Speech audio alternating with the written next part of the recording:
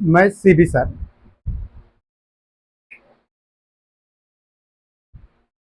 Good evening सभी लोगों को। मैं सीबी सर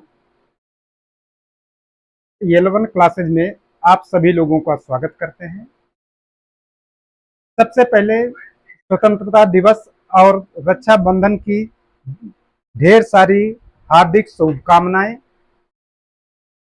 देखिए, बहुत लोगों ने कह रहे थे कि एलटी का पेपर कराया जाए, तो आज हम लोग जो है एलटी के स्तर के क्वेश्चन पेपर के सेट लेकर आए हैं,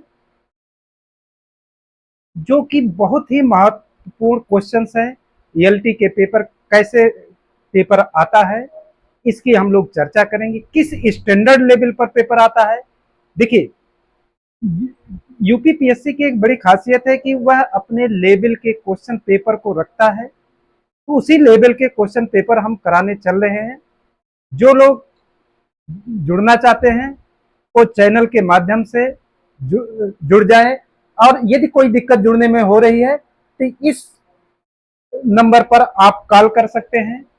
आप जानकारी, कोई भी जानकारी लेना है तो सारी जानकारी आपको इस नंबर से मिल जाएगी। कोई भी जानकारी इस नंबर पर 9616642115 पर आप लोग संपर्क कर सकते हैं। जो भी प्रॉब्लम होगी उसका समस्या का समाधान करा जाएगा। गुड इवनिंग दीपक पटेल जी। तो चलिए हम लोग आज क्वेश्चन शुरुआत करते हैं। क्वेश्चन नंबर 1 देखते हैं। आज क्वेश्चन नंबर 1 क्या क्वेश्चन कहता है।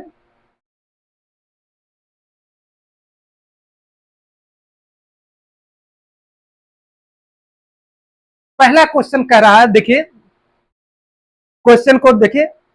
पहला क्वेश्चन कह रहा है कि फिनाल सांद्र सल्फ्यूरिक अम्ल की उपस्थिति में थाइलिक एनहाइड्राइड से क्रिया करके एक उत्पाद देता है जो क्षार के साथ गुलाबी रंग बनाता है। बनने वाला उत्पाद है फिनाफ्थलीन है, सल्फ्यूरिक एल्डिहाइड है, सोडियम सैलिसिलेट है कि बेंजोइक अम्ल है। चलिए सभी लोग दीजिए आंसर। क्या होगा? फिनाल को सांद्र सल्फ्यूरिक अम्ल की उपस्थिति में थाइलिक एनहाइड्राइड, ये हम देखिए कह रहा है कि थाइलिक एनहाइड्राइड, ये हमारा थाइलिक एनहाइड्राइड है।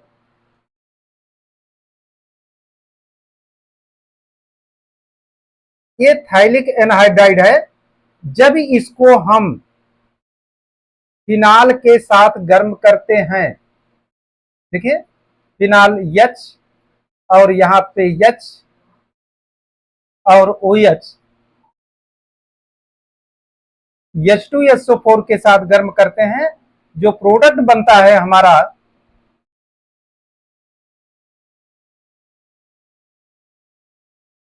OH,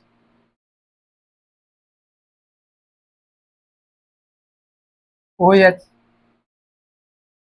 3 double bond O। यह एक फिनाफ्थलीन इंडिकेटर है।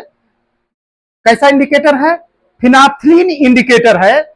और यह जो है क्षार के प्रेजेंस में बेसिक कलर शो करता है। बेसिक कलर क्यों शो करता है? कि यह एक बेस के प्रेजेंस में यह आयोनाइज्ड हो जाता है, और आयोनाइजेशन के कारण से यह पिंक कलर देता है। तो सही आंसर हो जाएगा हमारा क्या?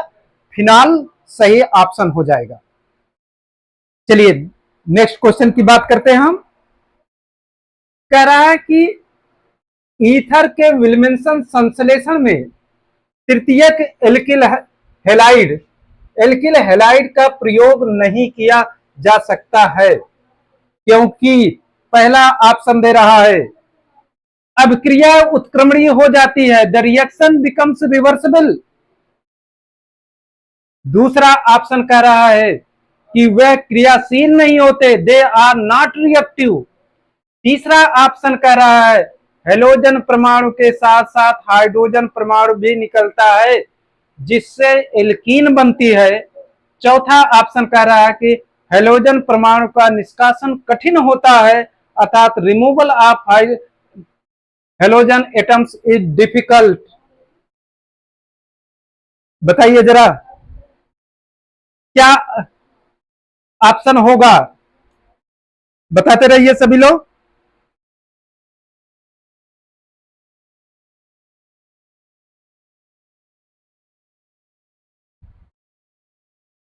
दीपक पटेल जी कह रहे हैं कि ऑप्शन हमारा क्या सही होगा, 2 का सी सही होगा कि हेलोजन परमाणु के साथ हाइड्रोजन परमाणु भी निकलता है जिसमें एल्कीन बनता है।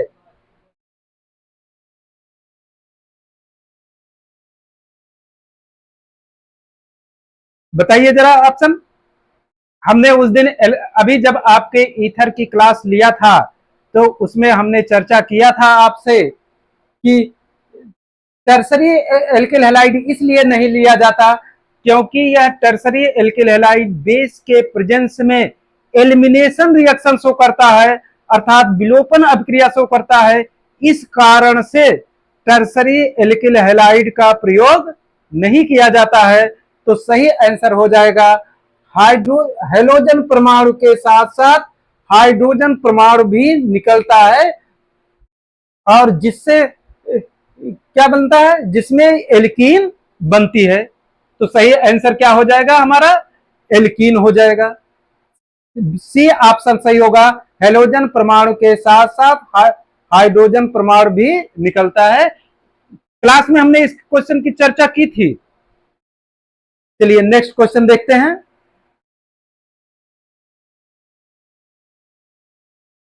कह रहा है कि निम्नलिखित में क्षार तथा आयोडीन के साथ क्रिया करके पीला अवक्षेप बनाने वाला यौगिक है। Which of the following compound which react with alkali and iodine to form yellow precipitate.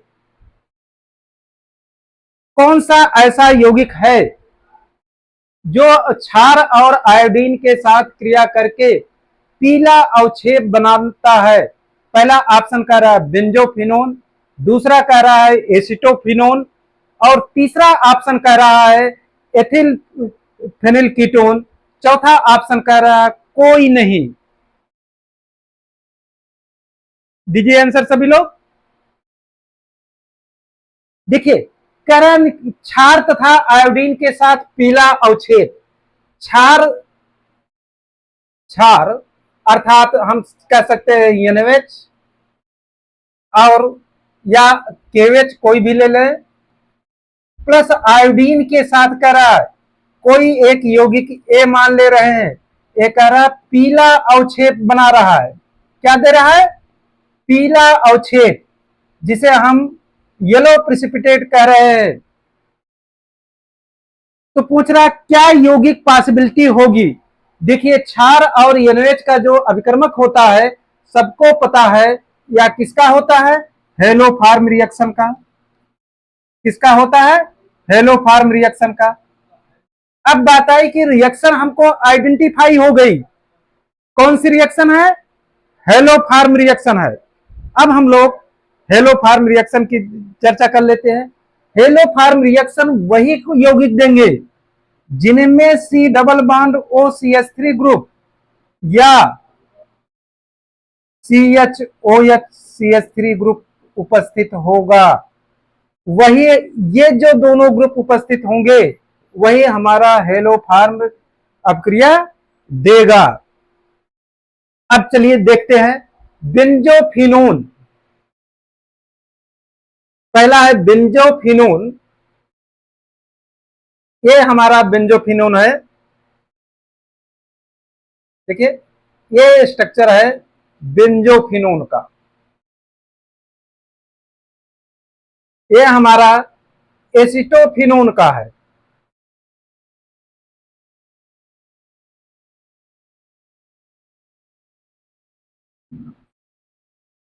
और ये है ethyl C double bond O C H two C H three का।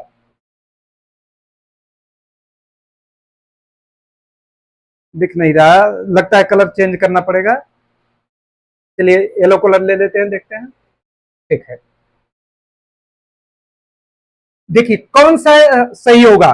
तो जो हेलोफार्म रिएक्शन होता है, देखिए मैं आपको हेलोफार्म रिएक्शन बता दे रहा हूं यहां पर। हेलोफार्म जो रिएक्शन होती है, देखिए ये यौगिक देगा COCH3। जब इसको हम NaOH ऑब्लिक I2 देते हैं तो बनता है C6H5 COOH plus CHX3 CH, ये बन जाएगा हमारा, देखिए CHI3। यही का बनना हमारा पीला अवक्षेप होता है। तो सही आंसर क्या हो जाएगा हमारा, एसिटोफिनोन सही ऑप्शन हो जाएगा। चलिए नेक्स्ट क्वेश्चन देखते हैं। करा रिएक्शन दिया गया है P+Br3H2O यक्स है। यक्स क्या हो सकता है, ऑप्शन दिया गया है आपके सामने। आपको आइडेंटिफाई करना है कि इसमें आपका यक्स क्या है।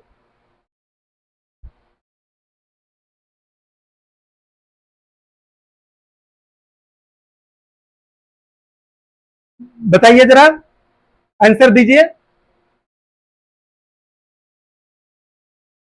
यक्स हमारा क्या है।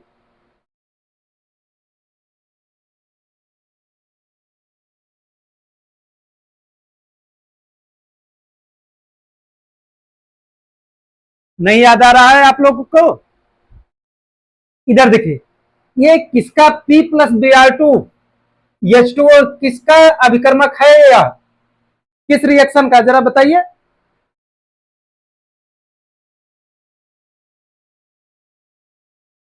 यह हमारा देखा जाए तो जय प्रजापति कह रहे हैं बी ऑप्शन सही होगा।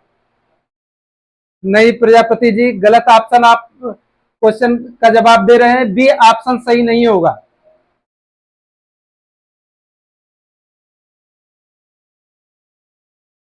और लोग आंसर दीजिए जरा आप लोग। देखिए एलटी के पेपर इसी स्तर का आना है। आप क्वेश्चन को डिटेल में पढ़िए, क्योंकि एलटी का पेपर टिपिकल आता है, उसमें कोई शक नहीं, बहुत डीपली जाके पूछता है। पिछली बार आप लोग को पता होगा कि लोग क्वालिफाई कर नहीं पाए थे। इस बार आप अपनी तैयारी को उस तरीके से मेंटेन रखिए।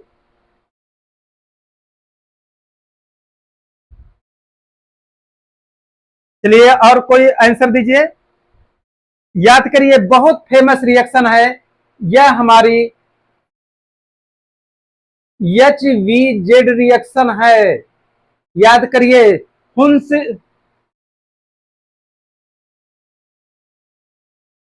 HVZ रिएक्शन याद आ गया।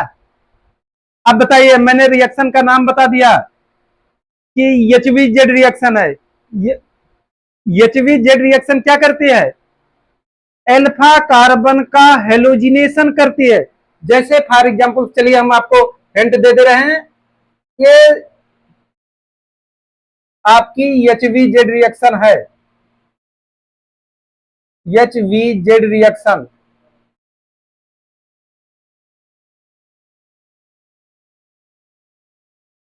HVZ रिएक्शन, HVZ रिएक्शन क्या है, P+Br2 होता है, तो एक क्या प्रोडक्ट देता है, RCHBr, एल्फा कार्बन एसिड के एल्फा हाइड्रोजन को ब्रोमीन से रिप्लेस कर देता है।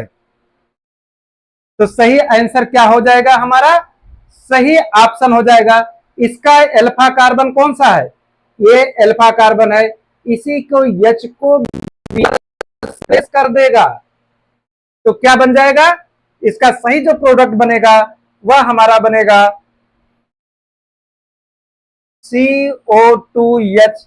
यहीं पर Br लग जाएगा, एल्फा हेलोजिनेशन करेगा, और एल्फा हेलोजिनेशन के कारण से क्या हो जाएगा, आपका डी ऑप्शन सही हो जाएगा।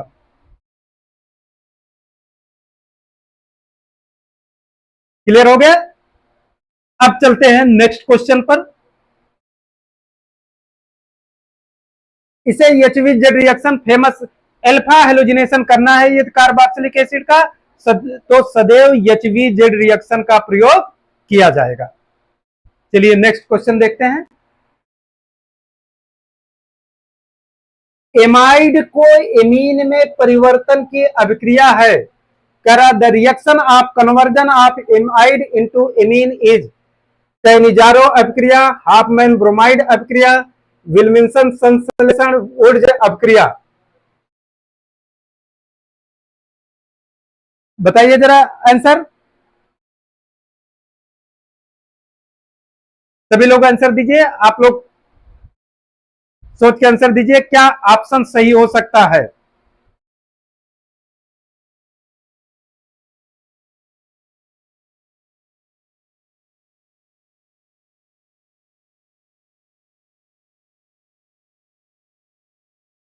अर्चना जी गुड इवनिंग। चलिए आप आंसर दीजिए। देखिए हाफ जो एमाइड को, ये हमारा एमाइड है RC डबल बॉन्ड ONH2, ठीक। आपको दे दिया जा रहा है करा कि एमीन में कन्वर्जन के लिए किस रिएक्शन का नाम लिया जाएगा, कौन सी किस रिएक्शन के नाम से जाना जाता है। कैनिजारो अभिक्रिया कर रहा है, हाफमैन ब्रोमाइड अभिक्रिया कर रहा है, विल्मिंसन संश्लेषण कर रहा है, वुड्स अभिक्रिया कर रहा है। तो जय प्रजापति कह रहे हैं कि ये ऑप्शन सही है, गलत कर रहा है। अर्चना कह रहे हैं कि 5 का बी ऑप्शन सही है, तो सही ऑप्शन 5 का बी है।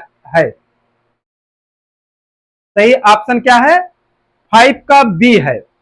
जरा देखा जाए कैनिजारो रिएक्शन क्या होती है। जब फॉर्मेल्डिहाइड की अभिक्रिया हम लोग किससे करते हैं, NaOH या KOH से, नो अल्फा हाइड्रोजन वाले एल्डिहाइड लिए जाते हैं, तो क्या बनता है HCOH प्लस CH3OH। इस रिएक्शन के नाम से जाना जाता है। तो कैनिजारो अभिक्रिया तो किसका, दो एल्डिहाइड मॉलिक्यूल्स का, एक का ऑक्सीडेशन करता है, एक का रिडक्शन। हाफमैन ब्रोमाइड क्या करता है, यह इसका काम ही है कि CO ग्रुप को हटा देना। CO ग्रुप को क्या करेगा, ये रिमूव कर देता है। तो सही आंसर क्या हो जाएगा, हाफमैन ब्रोमाइड रिएक्शन। विल्मिंसन सिंथेसिस में क्या होता है, कोई भी एल्किल हैलाइड लेते हैं R-ONA, तो जो प्रोडक्ट बनता है ROR- बनता है। उर्ज अभिक्रिया, उर्ज रिएक्शन एल्किल हैलाइड को जब सोडियम ड्राई ईथर के साथ कराते हैं, तो इसमें क्या बनता है, उर्ज अभिक्रिया में एल्किल हैलाइड को जब सोडियम ड्राई ईथर देते हैं, सोडियम ड्राई ईथर देते हैं, तो जो प्रोडक्ट बनता है RR बनता है +2 NaX बनता है। अर्थात यहां पर हमारा क्या बनता है, एल्केन बनता है, यहाँ पर एमीन बनता है, यहाँ पे ईथर बनता है, यहाँ पर एथिल अल्कोहल और फॉर्मेल्डिहाइड बनता है। तो सही आंसर क्या हो जाएगा, हाफमैन ब्रोमाइड अभिक्रिया सही ऑप्शन हो जाएगा। चलिए नेक्स्ट क्वेश्चन देखते हैं। करा कम पीएच पर एमिनो अम्ल किस दिशा में गति करते हैं, in which direction do amino acid move at low pH. कह रहा है कि लो पीएच पर, यदि हमारा पीएच लो है, क्या है, पीएच लो है, तो एमिनो अम्ल किस दिशा में मूवमेंट करते हैं। पहला ऑप्शन कह रहा है कैथोड की ओर, एनोड की ओर, पहले कैथोड की ओर फिर एनोड की ओर। चौथा ऑप्शन दे रहा है पहले एनोड की ओर फिर कैथोड की ओर।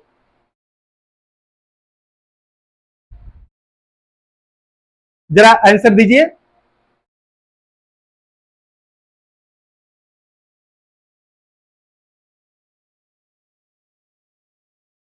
देखिए एमिनो जो अम्ल होते हैं, जैसे ग्लाइसिन ले लिया जाए, ये हमारा ग्लाइसिन है।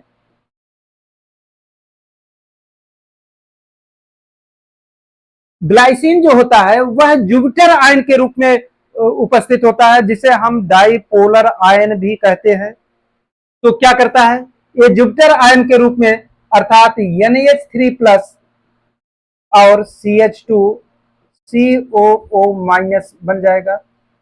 लो पीएच किसकी बात कर रहा है, लो पीएच मीन्स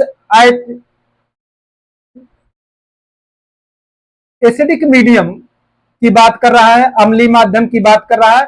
अगर अम्लीय माध्यम में है तो क्या दिया जाएगा, H+ दिया जाएगा, तो प्रोडक्ट बनेगा NH3+ और CH2 COO- बनेगा।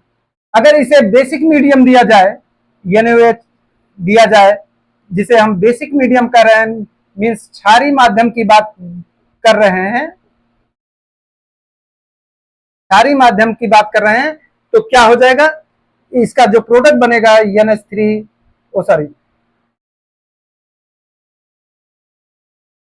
NaH2 CH2 C++ बनेगा। अब देखिए ये जो सोल्यूशन होगा, इसका नेचर जो होगा, इस पर देखिए पॉजिटिव चार्ज है और यहां पर क्या है, निगेटिव चार्ज है। पॉजिटिव चार्ज होने के कारण से यह हमारा कैथोड की ओर मूवमेंट करेगा। तो सही आंसर क्या होगा, यह हमारा कम पीएच पर एमिनो अम्ल कैथोड की तरफ मूवमेंट करेगा, अर्थात ऑप्शन नंबर 6 का ए होगा। चलिए नेक्स्ट क्वेश्चन से चलते हैं। निम्न में किसके जलीय विलयन का क्वथनांक सर्वाधिक होता है। 1% ग्लूकोज है, 1% NaCl है, कैल्शियम क्लोराइड है और सुक्रोज है।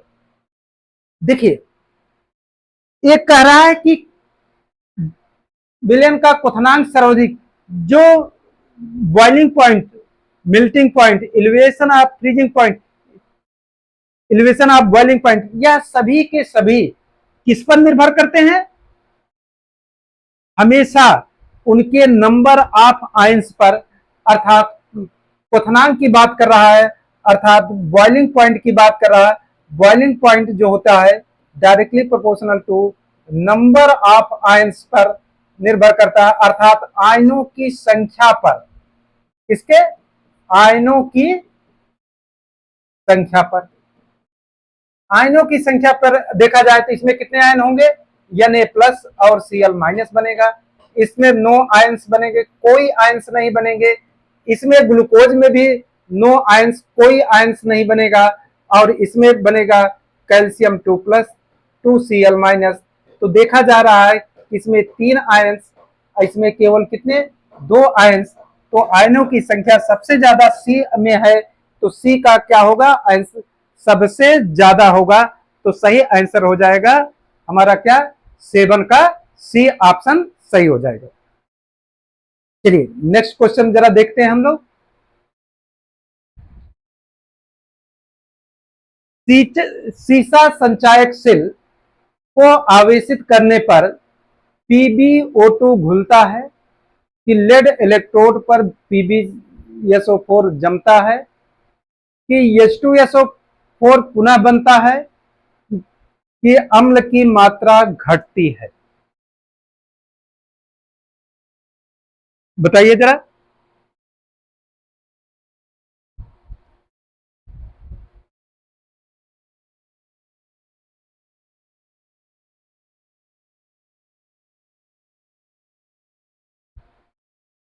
कौन सा ऑप्शन सही है,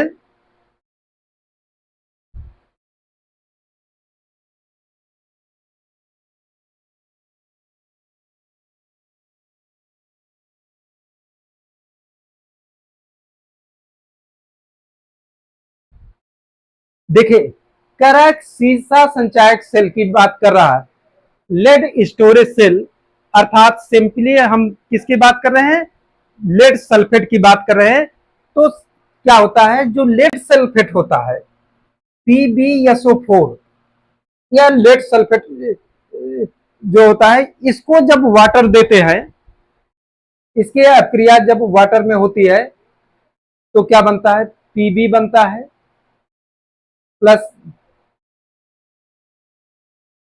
PbO2 बनता है प्लस SO4 डबल माइनस बनता है और H प्लस बनता है। तो इसमें क्या होता है, ये तो न्यूट्रल होते हैं, ये दोनों मिलकर के 2H प्लस मिलकर के ये क्या बना देते हैं, H2SO4 बन जाता है। तो पूरे ऑप्शन में क्या हो जाता है, H2SO4 का पुनः बनता है, अर्थात सही ऑप्शन हो जाएगा H2SO4 पुनः बनता है। तो सही ऑप्शन क्या हो जाएगा, 8 का सी ऑप्शन सही हो जाएगा। चलिए नेक्स्ट क्वेश्चन देखते हैं। कह रहा है कि रासायनिक अभिक्रिया की संक्रियण ऊर्जा को निर्धारित किया जा सकता है।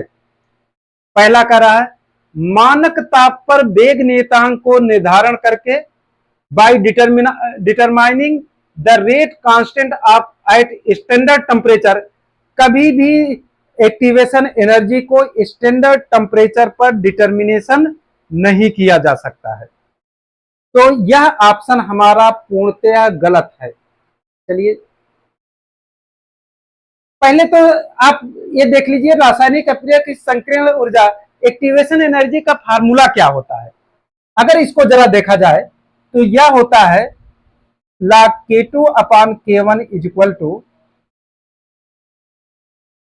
EA अपान 2.303 और T2 माइनस T1 अपान T1 इंटू T2। इसका अर्थ है ये तो कांस्टेंट है, दो ही चीजें बची, इसको डिटर्मिनेशन करना है। तो रेट कांस्टेंट की चर्चा की जाए और टेम्परेचर की ही चर्चा की जाएगी, तीसरे कोई बात की चर्चा ही नहीं की जाएगी। तो अब जरा देखते हैं इसमें क्या है, ई ए है, डिटर्मिनेशन करना है, टेम्परेचर और क्या है, वेग कांस्टेंट है। अगर देखा जाए तो दो तापों पर वेग नियतांकों का निर्धारण करके, दो ताप हैं T1 T2, इनके वेग स्थिरांक K1 K2 है। यदि ये T1 T2 और K1 K2 ज्ञात हो जाए तो हम एक्टिवेशन एनर्जी का डिटर्मिनेशन कर सकते हैं। तो सही ऑप्शन यही होगा, बी ऑप्शन हमारा सही हो जाएगा। ऐसे सी ऑप्शन की जरूरत देखते हैं, संघट्ट की प्रायिकता का निर्धारण करके, by determining the probability of collision.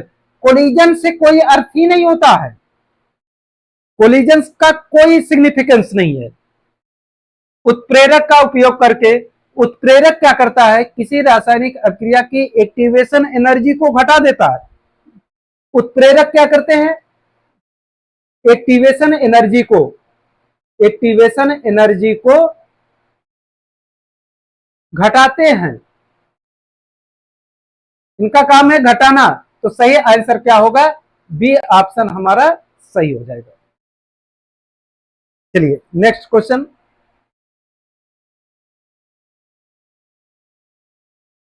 संक्रमण श्रेणी की धातुओं का विशिष्ट गुण होता है, ये प्रवर्ती ऑक्सीकरण अवस्था दर्शाते हैं, सभी धातुएं उत्प्रेरक की तरह कार्य करती हैं, ये रंगीन यौगिक बनाते हैं, या उपरोक्त सभी, ऑल ऑफ द एबव।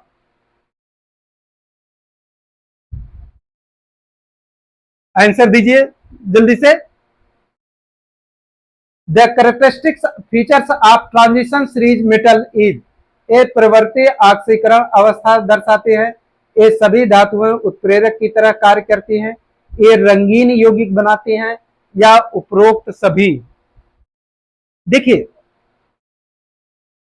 तो यह क्या करते हैं, प्रवर्ती ऑक्सीकरण अवस्था प्रदर्शित करते हैं। एकदम सही बात कर रहा है कि ट्रांजिशन एलिमेंट्स जो डी ब्लॉक के एलिमेंट्स होते हैं वह सदैव क्या वेरिएबल ऑक्सीडेशन स्टेट शो करते हैं, अर्थात उनकी ऑक्सीडेशन +2 +3 +1 इस तरीके से चेंज होगा। तो पहला ऑप्शन तो एकदम सही कह रहा है। दूसरा ऑप्शन कह रहा है यह सभी धातुएं उत्प्रेरक की तरह कार्य करती हैं, यह भी ऑप्शन सही कर रहा है कि धातुएं जो होती हैं वह उत्प्रेरक की तरह कार्य करती हैं, ये भी ऑप्शन सही है।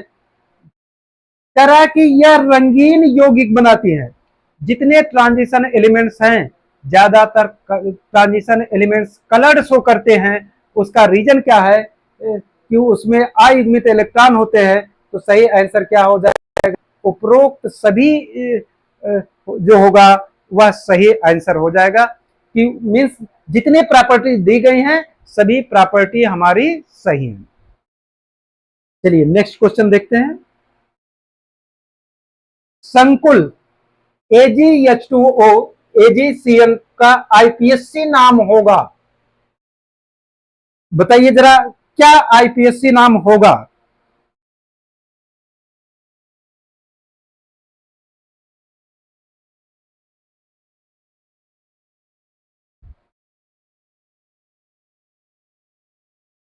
बताइए जरा। जय जी, अर्चना। अर्चना जी बताइए क्या आईपीएससी नाम होगा इसका?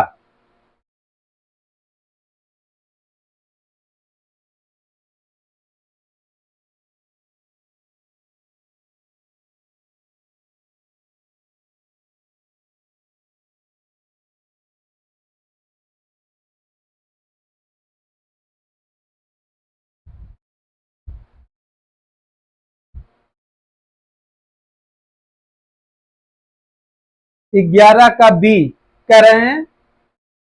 नाम है di cyanido silver first, di aqua argentate first. दूसरा ऑप्शन दिया है di aqua silver first, di cyanido argentate first. C option दिया था di cyanido silver second, di aqua argentate second, di aqua silver second, di cyanido argentate second. कौन सा option सही है? दीपक पटेल जी कह रहे हैं कि ऑप्शन नंबर 1 का बी सही है। और सभी लोग बताइए।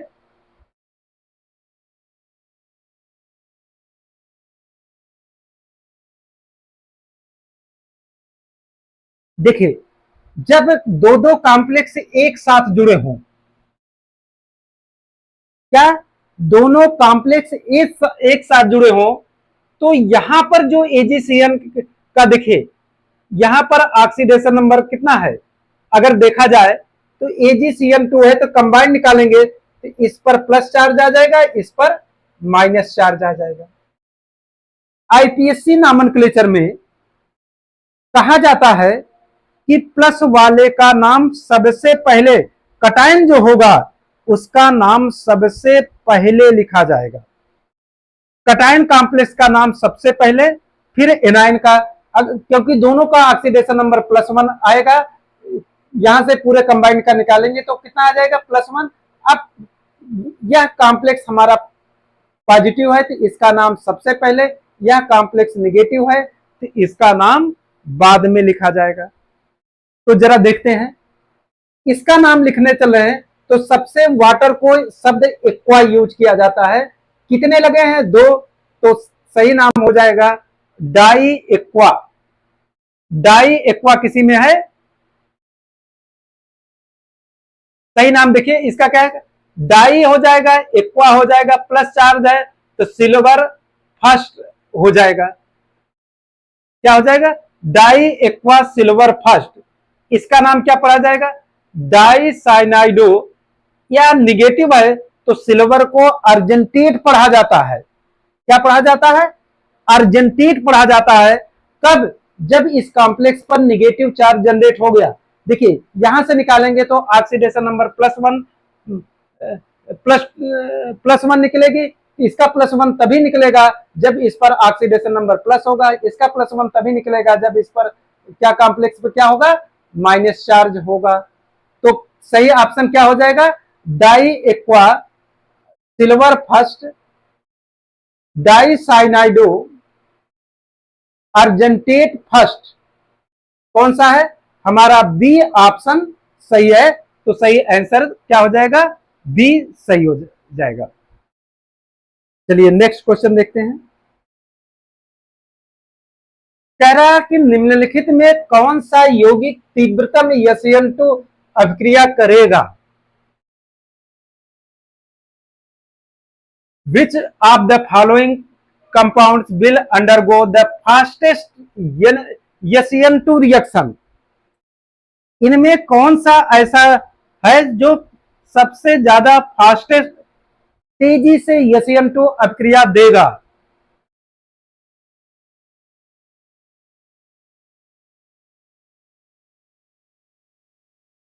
बताइए।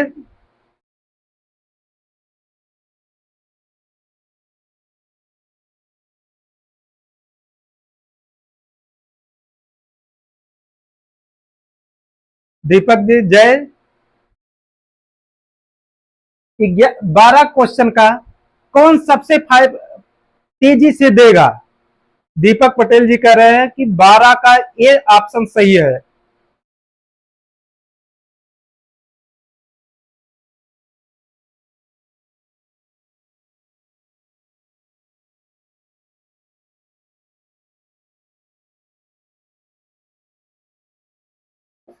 और सभी लोग आंसर दीजिए।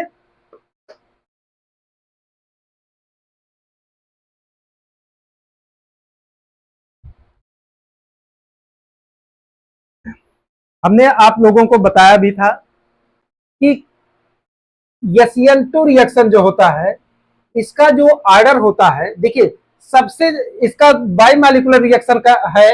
बाइमॉलिक्यूलर रिएक्शन का जो नियम हमने बताया था कि सबसे ज्यादा कौन देगा? CH3X देगा, फिर प्राइमरी एल्किल हैलाइड देगा, फिर सेकेंडरी देगा, फिर टर्सरी एल्किल हैलाइड देगा। ठीक, SN1 का हमने बताया था कि सबसे ज्यादा tertiary, secondary, primary alkyl halide, फिर हमारा देगा CH3Br देगा। अगर Br हटा के सब जब हेलोजन लगाए हैं तो HC लगा दीजिए।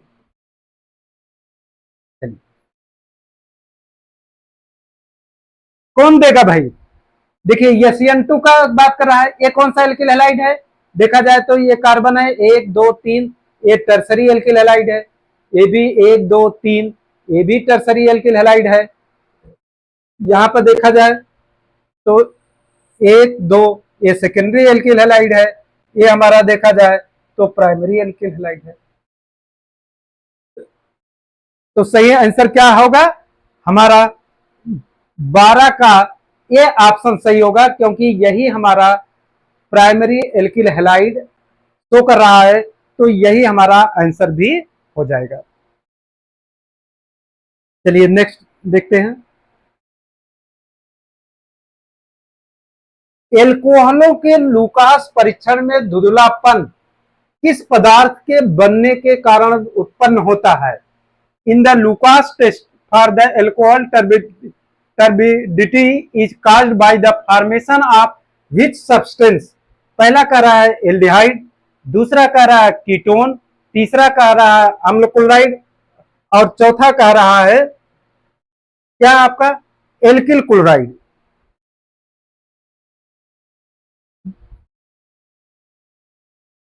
बताइए जरा ऑप्शन।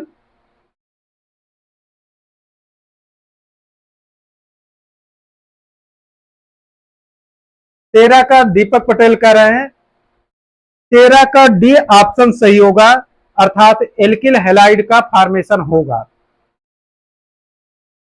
और लोग जवाब दीजिए।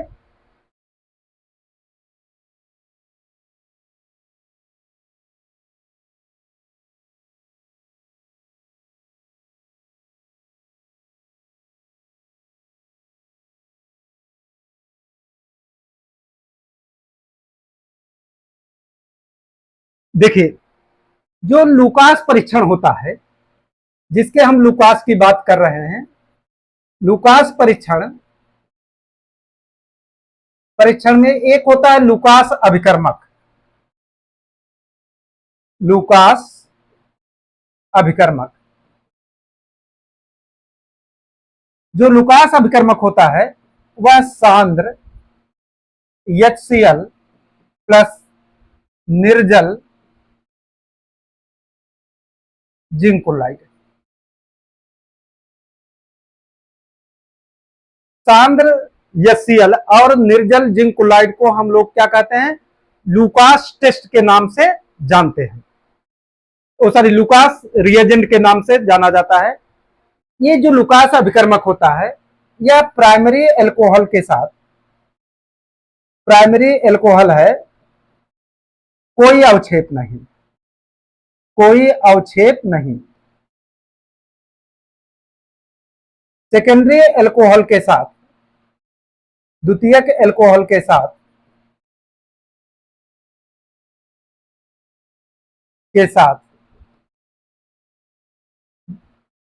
5 मिनट बाद, 5 मिनट बाद अवक्षेप। और जो तृतीयक एल्कोहल होता है, तृतीयक एल्कोहल के साथ तुरंत अवक्षेप। जो ये HCl और निर्जल क्लोराइड है, इसका काम ही है OH ग्रुप को Cl में बदलना। इसका क्या काम है, OH ग्रुप को Cl में बदलना। अर्थात यह क्या करेगा, एल्कोहल के जो ROH है, अगर उसको हम सांद्र HCl सांद्र और जिंक क्लोराइड देते हैं तो बनता है क्या, RCl, अर्थात एल्किल हैलाइड बनता है। तो सही ऑप्शन क्या होगा, हमारा डी ऑप्शन सही होगा, एल्किल हैलाइड का फॉर्मेशन होता है। तो सही आंसर क्या हो गया, एल्किल हैलाइड का फॉर्मेशन होता है, अर्थात ऑप्शन नंबर 13 का डी होगा। चलिए क्वेश्चन नंबर 14 कह रहा है 14, निम्नलिखित में से कौन सा कथन सही है, which of the following statements is correct. विस्तार गुण तंत्र के द्रव्यमान पर निर्भर नहीं करते हैं। Extensive properties are independent of the mass of the system. दूसरा कह रहा है स्थित ऊर्जा एक विस्तार गुण है। Potential energy is an extensive property. Intensive property depends on the mass of the system. Density is an extensive property. बताइए जरा तो।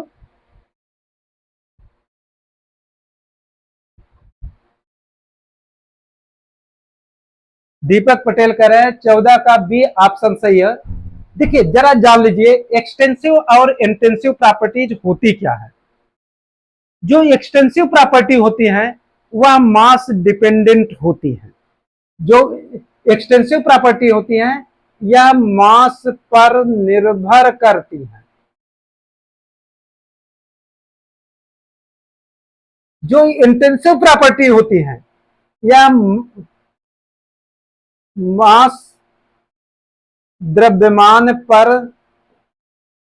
निर्भर नहीं करती। निर्भर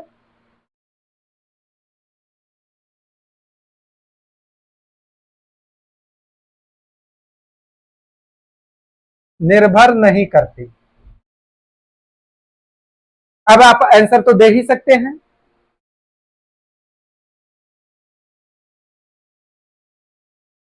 देखिए फिर से क्वेश्चन देख लीजिए।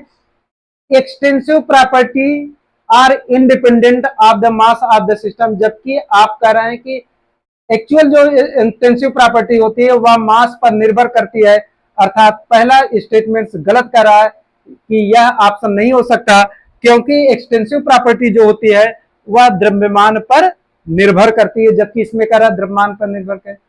स्थितिज ऊर्जा एक विस्तार गुण है। Potential energy is extensive property. जो एनर्जी जो होती है, चाहे काइनेटिक एनर्जी की बात करें, चाहे पोटेंशियल एनर्जी की बात करें, चाहे स्थितिज ऊर्जा बराबर क्या होता है, mgh होता है। या मास है जी, मास क्या है, या मास होने के कारण से स्थितिज ऊर्जा एक विस्तार गुण है। Potential energy is an extensive property, अर्थात यही ऑप्शन हमारा सही कह रहा है। ठीक, प्रीति विश्वकर्मा जी ठीक कह रही है 14 का बी ऑप्शन सही होगा। कराए intensive property depends on the mass of the system, आप करें कि इंटेंसिव प्रॉपर्टी मास पर निर्भर नहीं करती है, तो ये भी ऑप्शन गलत कह रहा है। घनत्व तो एक density is an extensive property, गलत कह रहा है। 1 मिलीलीटर चाहे वाटर ले लीजिए, चाहे 100 मिलीलीटर वाटर लीजिए, लेकिन जब भी डेंसिटी निकालेंगे तो वह डेंसिटी सेम होगी, कि अर्थात डेंसिटी एक्सटेंसिव प्रॉपर्टी नहीं है, बल्कि यह कैसी प्रॉपर्टी है, इंटेंसिव प्रॉपर्टी है। कैसी प्रॉपर्टी है, इंटेंसिव प्रॉपर्टी है। तो सही आंसर होगा 14 का डी ऑप्शन सही होगा। चलिए नेक्स्ट क्वेश्चन चलते हैं। 15 का है 2s कक्षक के एक इलेक्ट्रॉन का कोणीय संवेग क्या है? What is the orbital angular momentum of an electron in 2s orbital? 2s orbital के लिए इलेक्ट्रॉन का कोणीय संवेग कितना होगा?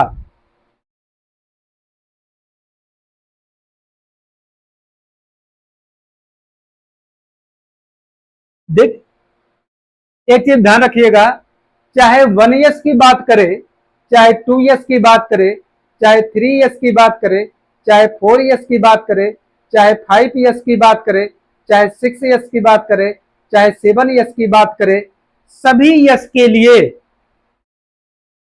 यल का मान 0 होता है।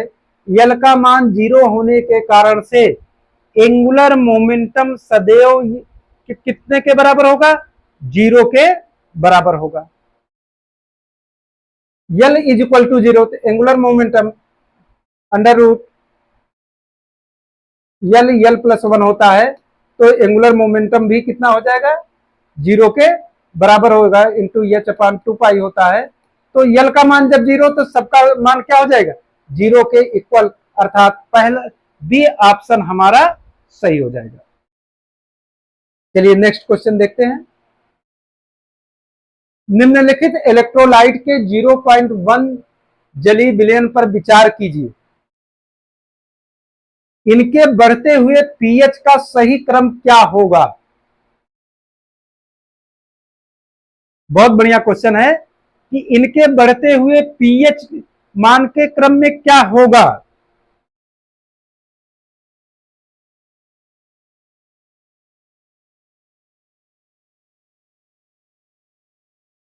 सोलह नंबर क्वेश्चन बताइए जरा।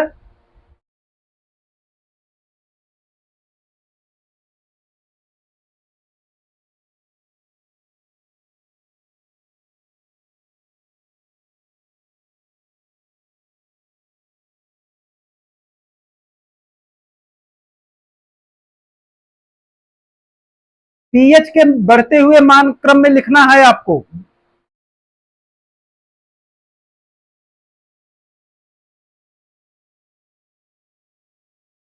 दीपक कह रहे हैं कि 15 का बी ऑप्शन सही होगा।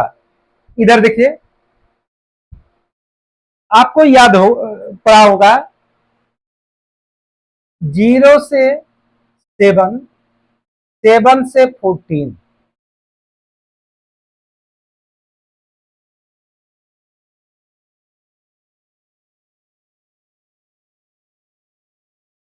क्षारीयता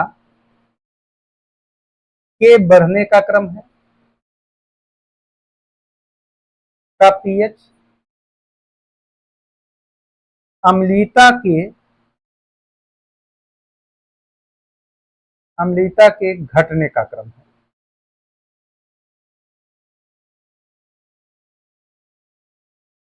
अर्थात देखिए, यह अम्ल है, ये भी अम्ल है, यह क्षार है, यह भी क्षार है, और यह हमारा प्रबल क्षार है। प्रबल क्षार है, यह भी हमारा प्रबल अम्ल है। तो पीएच जो वैल्यू होगी, देखिए जो पीएच मान होगा वह सबसे ज्यादा किसका होगा? जो सबसे ज्यादा प्रबल बेस होगा, तो सबसे ज्यादा पीएच मान किसका होगा? 1 का होगा। तो हमने सबसे ज्यादा 1 लिख दिया। अब दूसरा कौन सा क्षार है, तो निश्चित रूप से पीएच मान इसका 7 से अधिक ही होगा, तो सही ऑप्शन क्या हो जाएगा, 2 नंबर हो जाएगा।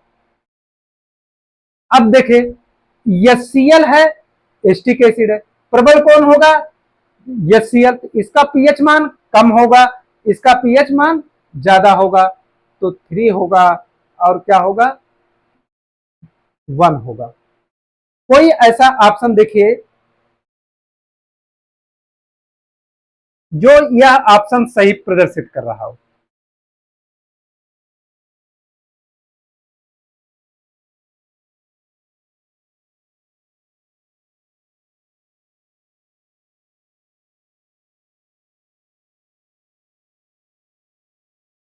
तो सबसे ज्यादा किसका होना चाहिए, 1, 2,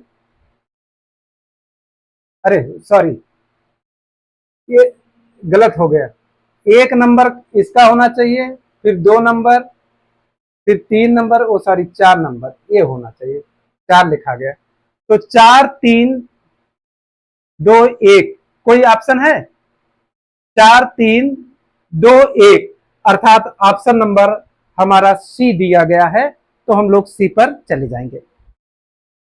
चलिए नेक्स्ट क्वेश्चन जरा देखते हैं।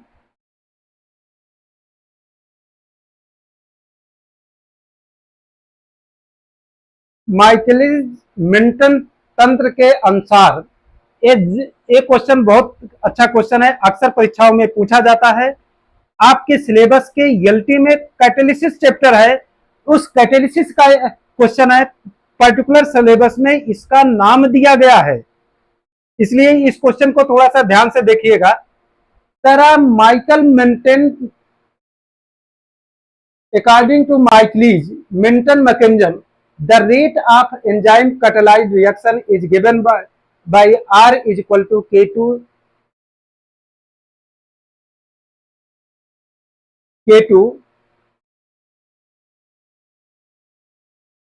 ये E2 नहीं होना चाहिए, ये नहीं शब्द होना चाहिए, K2E into S upon Km into S is equal to Vmax। Vmax means notation of the enzymology कहा जाता है, या मैक्सिमम रेट, एंजाइम की भाषा में इसे कहा जाता है मैक्सिमम रेट को ऑब्टेन करना, उसे कहा जाता है एंजाइमो सॉरी वी मैक्सिमम रेट माना जाता है, किसका, एंजाइमोलॉजिक में नोटेशन यूज किया जाता है।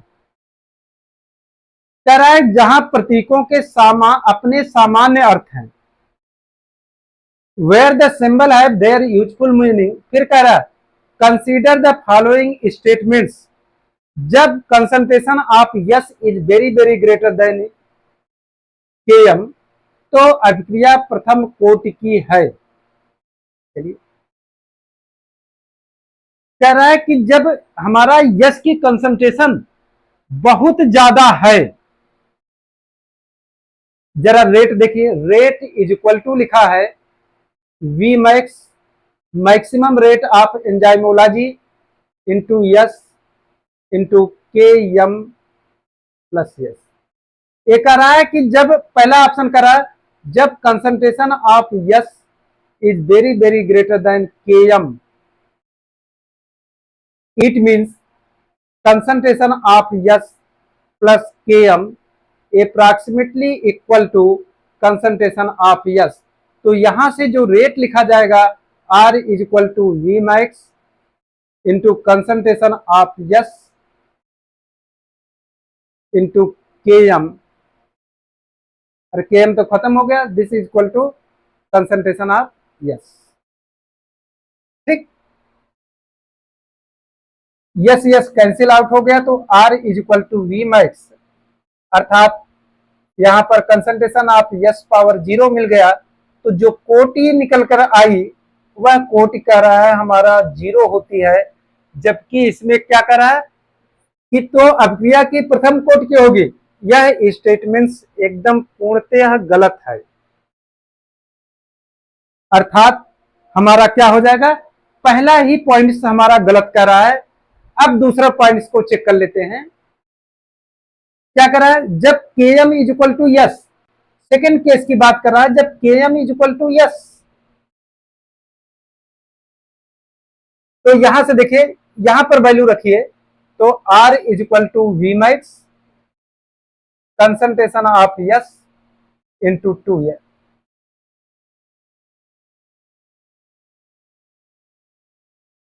यस यस कट गया, तो simply R is equal to V max by आ रहा है, तो R इज इक्वल, अर्थात यह स्टेटमेंट्स करेक्ट है।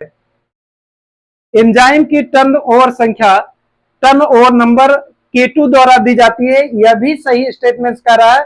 तो जब हम यहां तक पहुंच गए तो इसका मतलब कि जिसमें ऑप्शन 1 है वह गलत है, 1 इसमें है, 1 इसमें है, इसमें है, तो सही ऑप्शन हमारा 1 का 17 का डी ऑप्शन हमारा सही हो जाएगा। चलिए नेक्स्ट क्वेश्चन देखते हैं। 20 कह रहा है कि सूची फर्स्ट को सूची सेकंड से सुमेलित कीजिए और सूचियों के नीचे दिए गए कूटों का प्रयोग कर सही उत्तर को चयन कीजिए। अब जरा सही उत्तर को चयन करने का प्रयास करिए, सही आंसर क्या होगा।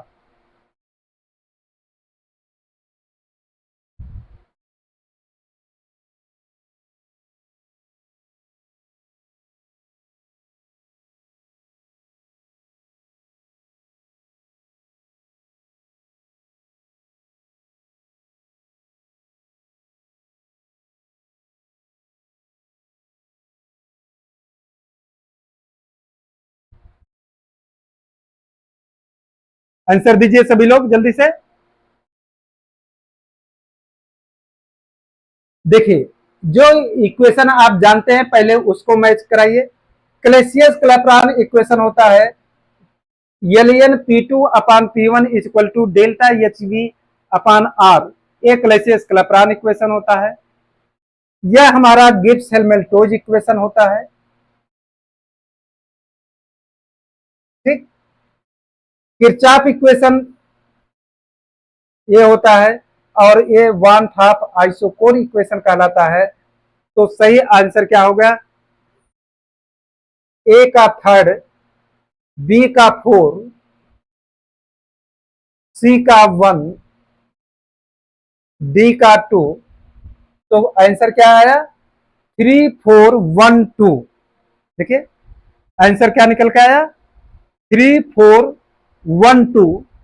तो देखा जाए भाई कहां है, 3 4 1 2, अर्थात ऑप्शन नंबर 18 का बी ऑप्शन सही है। 19 नंबर क्वेश्चन कह रहा है कि द्वितीय कोट के अभिक्रिया के लिए अभिकारकों के अर्ध आय की सांद्रता अभिकारकों की प्रारंभिक सांद्रता से स्वतंत्र होती है, अभिकारकों की सांद्रता के समानुपाती होती है, अभिकारक की सांद्रता के व्युत्क्रमानुपाती होती है, अभिकारकों की सांद्रता के वर्ग के व्युत्क्रमानुपाती होती है। बताइए जरा।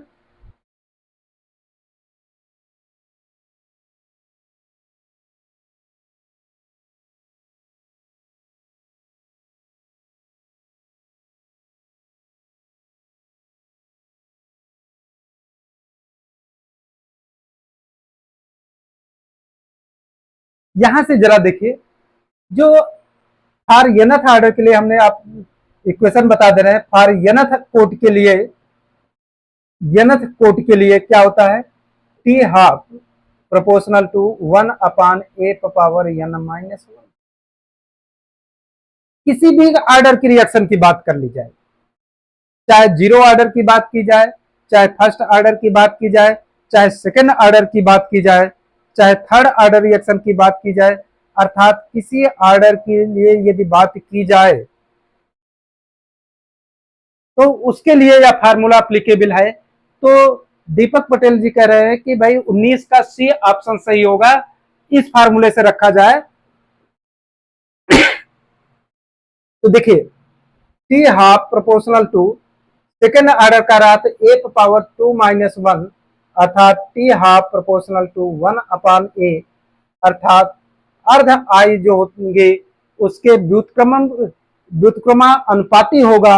अर्थात हम लोग कह सकते हैं कि सही ऑप्शन क्या होगा, अब कौन सा ऑप्शन दिया, अभिकारक की सांद्रता के व्युत्क्रमानुपाती होता है, तो सही आंसर होगा 19 का सी ऑप्शन हमारा सही हो जाएगा। चलिए नेक्स्ट क्वेश्चन चलते हैं। सम इलेक्ट्रॉनिक श्रृंखला K plus H2 minus Cl minus Ca2 plus में त्रिज्याओं का घटता क्रम होगा। त्रिज्याओं के घटते क्रम की बात की गई है। तो देखिए जो त्रिज्या का घटना का क्रम होता है, पोटेशियम है, कैल्शियम है, Cl माइनस है, H2 डबल माइनस, इसमें भी 18 इलेक्ट्रॉन 18 इलेक्ट्रॉन 18 इलेक्ट्रॉन 18 इलेक्ट्रॉन, सब में 18 सेम इलेक्ट्रॉनों की संख्या है। और इलेक्ट्रॉनों की संख्या यदि सेम है तो निश्चित रूप से हम कह सकते हैं कि उसका आकार ज्यादा बड़ा होगा जिसमें इलेक्ट्रॉनों की संख्या समान हो लेकिन नेगेटिव चार्ज सबसे ज्यादा हो। तो देखा जाए कौन सा ऑप्शन सही है, तो ऑप्शन नंबर हमारा सी जा रहा है कि यस का साइज सबसे बड़ी होगी। तो अगर इलेक्ट्रॉनों की संख्या समान है तो उसकी साइज सबसे बड़ी होगी जिस पर नेगेटिव चार्ज ज्यादा होगा। आप लोग क्वेश्चन का आंसर रिप्लाई जरूर दिया करिए। चलिए नेक्स्ट क्वेश्चन 21 क्या कहता है, मोनोसेक्राइड के निम्नलिखित कथनों पर विचार कीजिए। पहला ऑप्शन कह रहा है कि एक प्रकाशिक रूप से सक्रिय पॉलीहाइड्रॉक्सी कार्बोनिल यौगिक है। दूसरा कह रहा है फ्रक्टोज एक कीटो शुगर है, कीटो सकरा है, इसलिए यह फेलिंग विलयन के साथ लाल अवक्षेप नहीं देता है। तीसरा ऑप्शन कह रहा है कि अल्फा डी प्लस ग्लूकोज और beta D plus glucose anomer है। चौथा कह रहा है glucose and mannose are epimer. बहुत बढ़िया क्वेश्चन है। देखिए कि मोनोसेक्राइड के लिए निम्नलिखित कथनों पर विचार कीजिए। ये प्रकाशिक रूप से सक्रिय पॉलीहाइड्रॉक्सी कार्बोनिल यौगिक होते हैं। दीपक पटेल कह रहे हैं कि 20 का सी ऑप्शन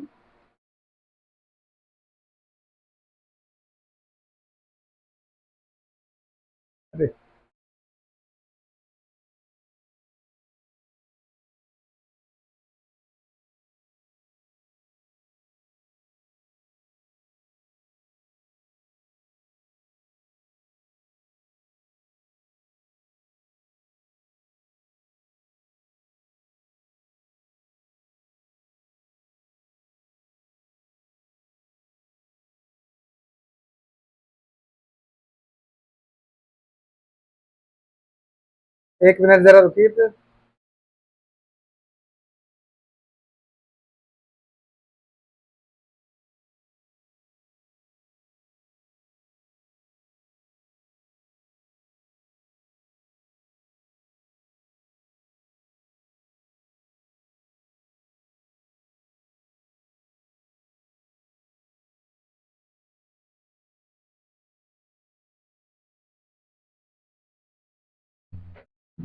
अभिषेक सर थोड़ा सा बड़ा हो गया, छोटा करिए तो कैसे?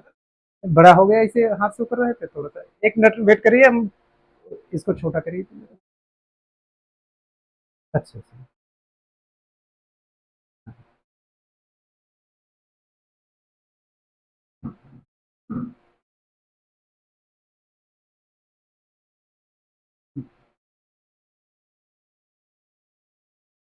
एक्चुअल ऑप्शन नहीं है,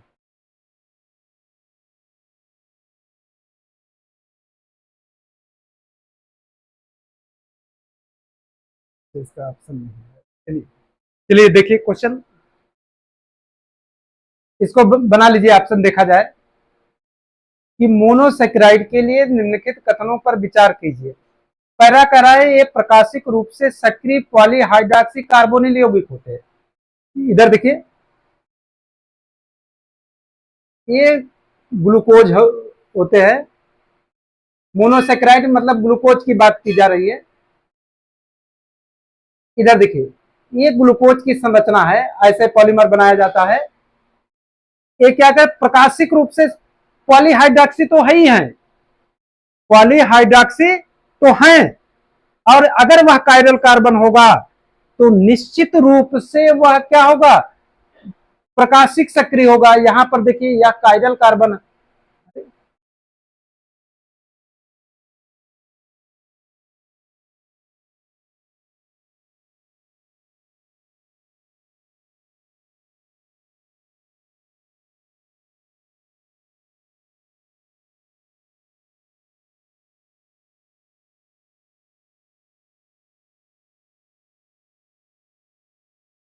है?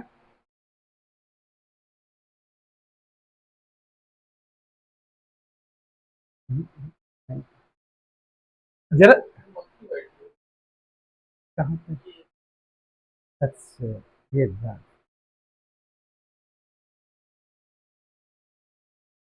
ठीक। चलिए अब बात कर लेते हैं, थोड़ा कुछ बोर्ड में प्रॉब्लम आ गई थी, चलिए देखते हैं। देखिए, एक कायरल कार्बन की बात कर रहा है, कायरल कार्बन है, यह कायरल कार्बन है, चारों वैलेंसी अलग अलग है, इसलिए प्रकाशिक रूप से सक्रिय पॉलीहाइड्रॉक्सी कार्बोनिल यौगिक है। यह ऑप्शन एकदम सही कह रहा है। दूसरा कह रहा है fructose is keto sugar, fructose is keto sugar and his hence it does not give red precipitate. देखिए, फेलिंग सोल्यूशन क्या करता है, रेड प्रेसिपिटेट देता है, किसके, एल्डिहाइड के साथ।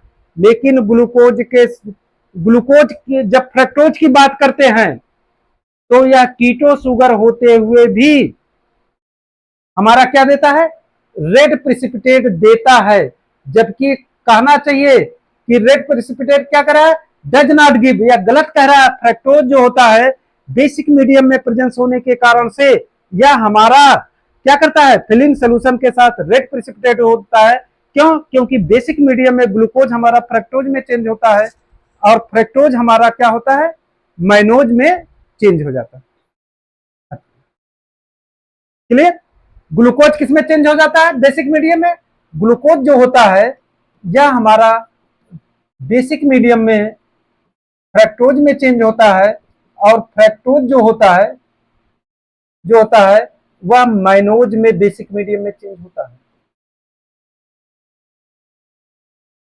तो यह भी, यही ऑप्शन हमारा दूसरा क्या कर रहा है, गलत कह रहा है। तो alpha D plus glucose, beta D plus glucose एक दूसरे के एनोमर्स हैं, यह भी बात एकदम सही कर रहा है कि यह हमारा क्या है, एनोमर्स है।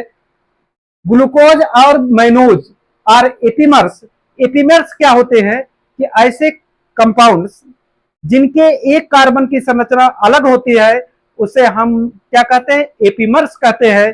तो सही आंसर क्या होगा कि हमारा दूसरा ऑप्शन गलत है। जो तो सही ऑप्शन क्या होगा, वन, देखिए इसमें छपा नहीं, जो सी ऑप्शन मान लीजिए वह होगा 1, 3 एंड 4 जो होगा वह करेक्ट ऑप्शन होगा। क्लियर हो गया, 1, 3 एंड 4 ही ऑप्शन हमारा करेक्ट ऑप्शन होगा।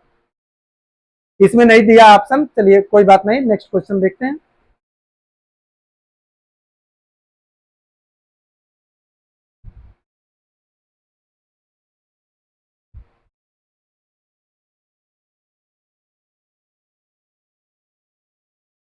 चलिए,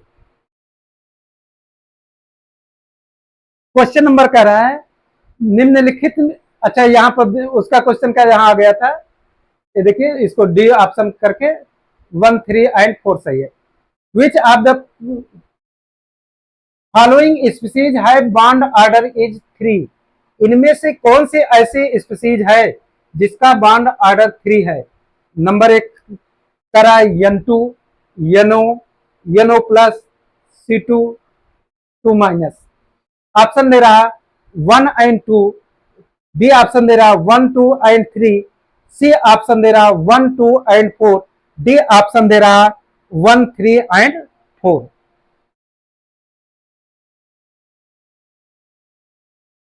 बताइए 22 नंबर का ऑप्शन।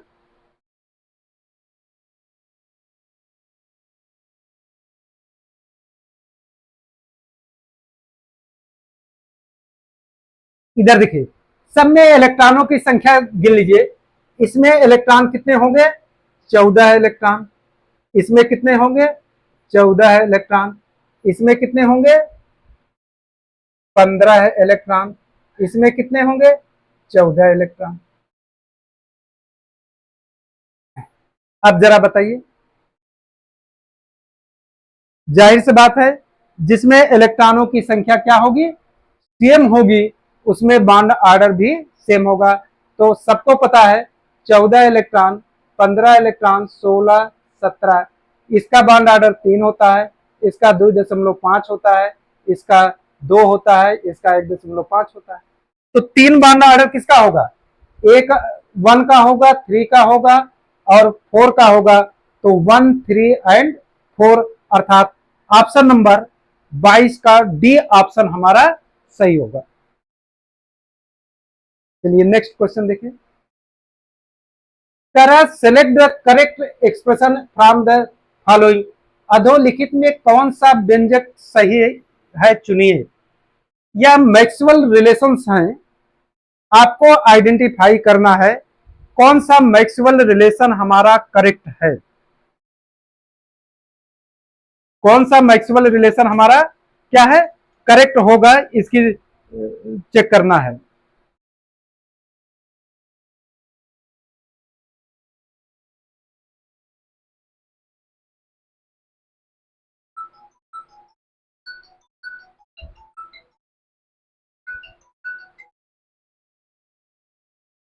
बताइए कौन सा मैक्सवेल रिलेशन करेक्ट है।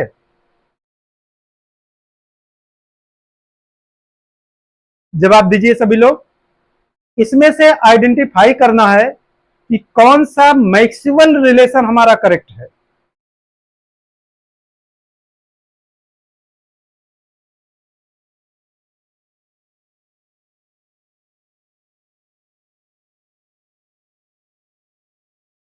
बताइए जरा।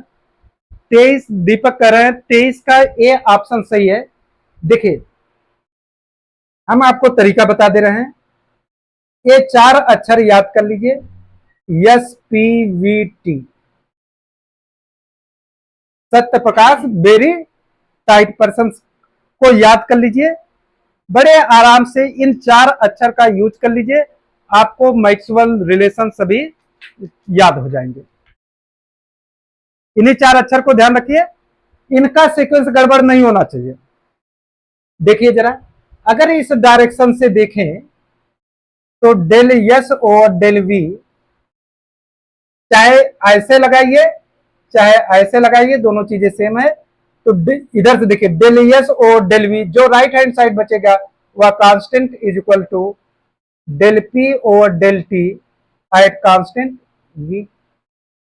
इस डायरेक्शन से देखा जाए तो ऊपर क्या होगा, डेल यस और del P at constant T is equal to del P और डेल टी, अरे sorry,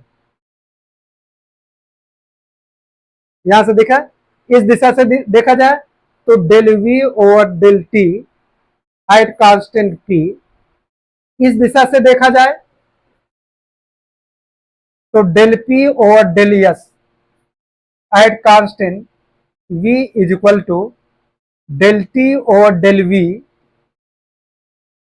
eight constant S.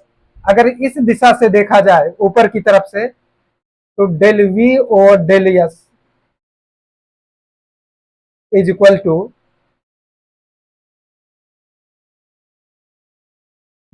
Del V और del S at constant P is equal to del T और del P at constant yes.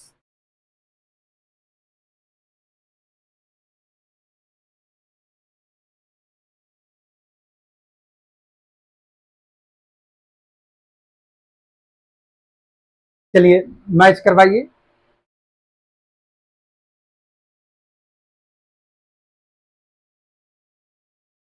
देखिए कौन सा match कर रहा है। Del S over del V at constant T is equal to del P over del T at constant V. हमारे इसमें दो जो होते हैं वो निगेटिव साइन में होते हैं, तो सही आंसर क्या होगा?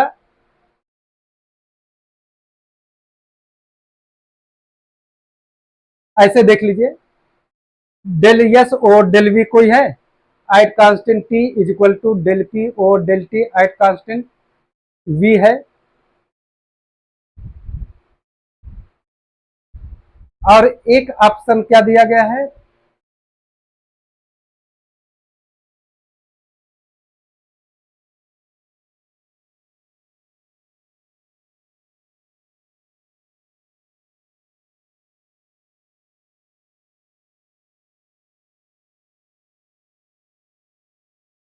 इधर देखिए, इस दिशा से देखते हैं तो माइनस साइन, इस दिशा से देखते हैं तो माइनस साइन होता है, तो ये वाले हमारे कौन से हो जाएंगे? ये हमारे माइनस के हो जाएंगे, ये हमारे माइनस के हो जाएंगे, और ऊपर नीचे पॉजिटिव हो जाएंगे। तो सही ऑप्शन क्या हो जाएगा? बी ऑप्शन सही होगा। Del S over del V at constant T is equal to del P over del T at constant we.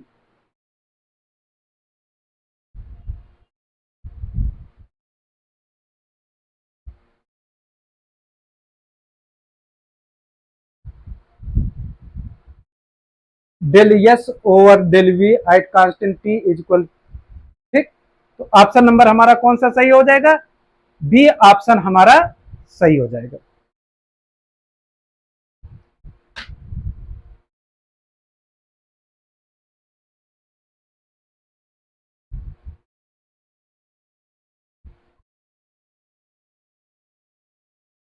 Clear हो गया? चलिए नेक्स्ट क्वेश्चन देखते हैं।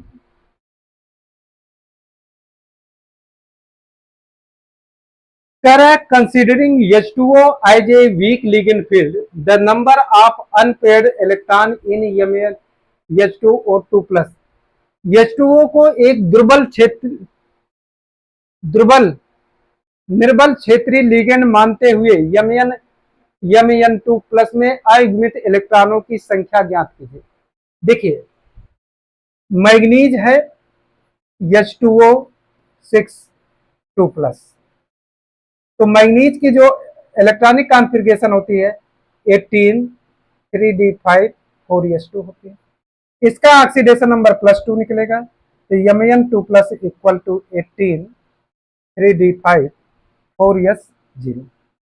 अब डी में इलेक्ट्रॉन भरने हैं, कह रहा है वीक लिगेंड फील्ड मानते हुए, तो एक एक इलेक्ट्रॉन भरे जाएंगे, तो इलेक्ट्रॉनों की संख्या कितनी आ गई? 5, अर्थात अनपेयर्ड इलेक्ट्रॉन कितने आ जाएंगे?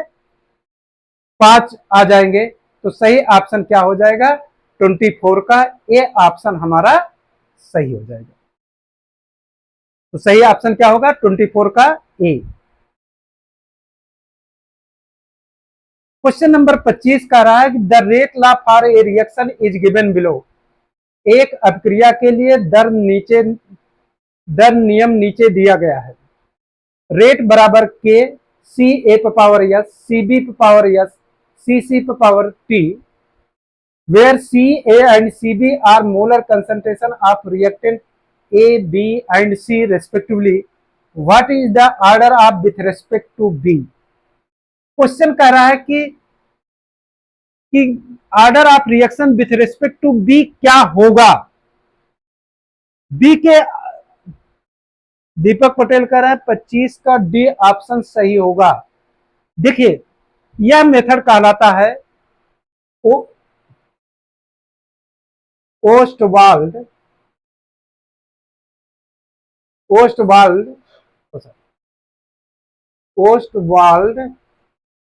Dilution method. यह मेथड क्या है? ओस्टवाल्ड डाइल्यूशन मेथड के नाम से यह मेथड जाना जाता है। अब ओस्टवाल्ड डाइल्यूशन मेथड कहता क्या है? कहता है कि यदि कोई रिएक्शन का ऑर्डर डिटर्मिनेशन करना है, जिसके रिस्पेक्ट में कहा जाएगा, उसको छोड़ करके सभी को लार्ज एक्सिस में मान लेंगे। लार्ज एक्सिस में मानने के कारण से माना जाएगा उनकी रिएक्शन में कंसंट्रेशन क्या होती है? कांस्टेंट होती है। अर्थात रिएक्टेंट की कंसंट्रेशन चेंज नहीं होगी। अगर चेंज नहीं होगी तो दर इज इक्वल टू जो के सी ए C B C C T दिया गया है, यस दिया गया है, आर दिया गया है, यह हमारा कांस्टेंट हो जाएगा और ये भी कांस्टेंट हो जाएगा। कब? With respect to B. B के रेस्पेक्ट में यह कांस्टेंट हो जाएगा, ये भी कांस्टेंट हो जाएगा। तो दर बराबर क्या बनेगा? Constant C B power yes, और इसका जो कोटि होगी कितने हो जाएगा? जो रिएक्टेंट का कंसंट्रेशन होगा उसके पावर जो होगा, पावर इसका कितना है? यस है। तो सही आंसर क्या हो जाएगा? यस हो जाएगा। सही आंसर क्या हो जाएगा? हमारा यस हो जाएगा। अर्थात हम कह सकते हैं अगर ये क्वेश्चन में ऐसे पूछता है विथ रेस्पेक्ट टू ए, तो क्या हो जाता है? बी और सी कांस्टेंट हो जाते, इसका पावर आर लगा हुआ है तो कोटि आर हो जाती। यदि विथ रेस्पेक्ट टू सी कहता तो ऑर्डर क्या हो जाता? टी हो जाता। टोटल ऑर्डर पूछता तो हम कह देते R plus S plus T के बराबर। तो इसमें किसका पूछा है? केवल मात्र पूछा है बी के रिस्पेक्ट में, तो बी के रिस्पेक्ट में यस कंसंट्रेशन होगी। चलिए नेक्स्ट देखते हैं। पीबीआई2 की विलेयता यस है, विलेयता गुणनफल के एसपी के लिए सही व्यंजक होगा। देखिए सही व्यंजक जानना चाहता है। पीबीआई2 दिया गया है, ये पीबी2 प्लस 2i माइनस है। अगर ये यस बनेगा तो ये 2s बनेगा, तो के एस पी जो होगा सॉल्वेबिलिटी प्रोडक्ट कंसंट्रेशन ऑफ पीबी2 plus into concentration of I का होल स्क्वायर। यहां से इसकी वैल्यू 2s दिया गया है और यहां पर दिया गया है 2s का पावर 2 अर्थात 4s क्यूब आंसर हो जाएगा। के एस पी की जो वैल्यू हो जाएगी वह हमारी 4s क्यूब के बराबर हो जाएगी। अर्थात कौन सा ऑप्शन सही है? हमारा ऑप्शन नंबर डी सही है। तो सही आंसर क्या हो जाएगा? 26 का डी ऑप्शन सही हो जाएगी। कह रहा है a heat engine is operating between temperature 500 kelvin and 400 kelvin, what is the efficiency of the engine. एक उष्मीय इंजन है जो 500 केल्विन और 400 केल्विन ताप के मध्य कार्य करता है, इंजन की दक्षता क्या होगी। आपसे जानना चाहता है कि इस इंजन की एफिशिएंसी क्या होगी। देखिए जो एफिशिएंसी होती है, इस चीज को ध्यान रखें, वह सोर्स और सिंक के टेम्परेचर पर डिपेंड करती है। और सोर्स ऑफ सिंक का टेम्परेचर जो ईटा इज इक्वल टू होता है एफिशिएंसी 1 माइनस T1 अपान T2 होता है। हो सकता है फिजिक्स में आपने पढ़ा हो eta is equal to 1 minus T2 upon T1 पढ़ा होगा, लेकिन हम केमिस्ट्री में eta is equal to 1 minus T1 into T2, high temperature को हम T2 मानते हैं, लोअर टेम्परेचर को T1 मानते हैं। तो eta is equal to 1 minus 400 upon 500, this value equal to 1 minus 4/5 is equal to कितना हो जाएगी? 1 माइनस 0.2 इक्वल टू 0.8। तो सही आंसर क्या हो जाएगा? बी ऑप्शन सही हो जाएगा। सही ऑप्शन क्या हो जाएगा? बी ऑप्शन सही हो जाएगा। एफिशिएंसी हमारी 0.80 के बराबर होगी। ये फार्मूला होता है एफिशिएंसी का। अरे सॉरी,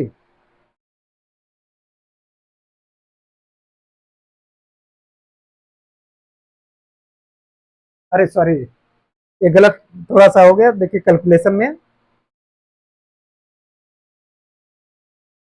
कितना होगा? 1 माइनस 0.2, 0 पॉइंट कितना हो जाएगा? 8 हो जाएगा। अर्थात एफिशिएंसी कितनी हो जाएगी? 0.2 के बराबर। गलत।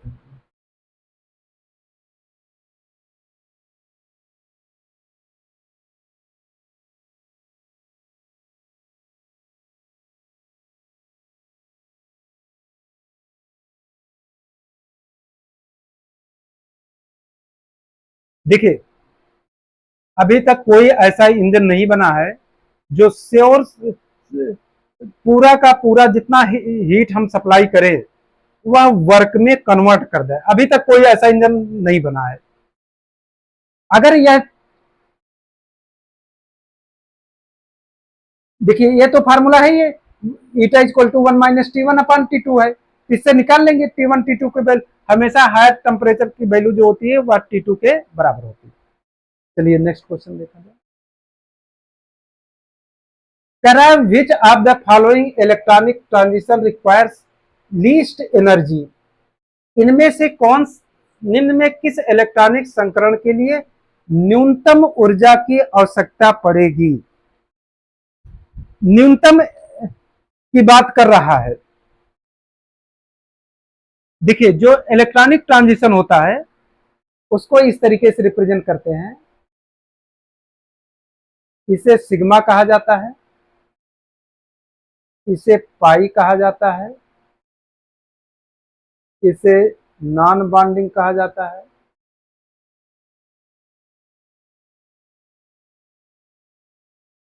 इसे पाई कहा जाएगा, इसे सिग्मा। ठीक, sigma star represents anti bonding. Star represents क्या कर रहा है, एंटी बॉन्डिंग ऑर्बिटल्स। चलिए, पहला जो होगा ट्रांजिशन सिग्मा से सिग्मा स्टार होता है। पहला ट्रांजिशन क्या होता है, सिग्मा से सिग्मा स्टार। दूसरा जो ट्रांजिशन होता है वह पाई से पाई स्टार होता है। और जो तीसरा ट्रांजिशन होता है वह non bonding to sigma star होता है। और चौथा ट्रांजिशन होता है N to pi star.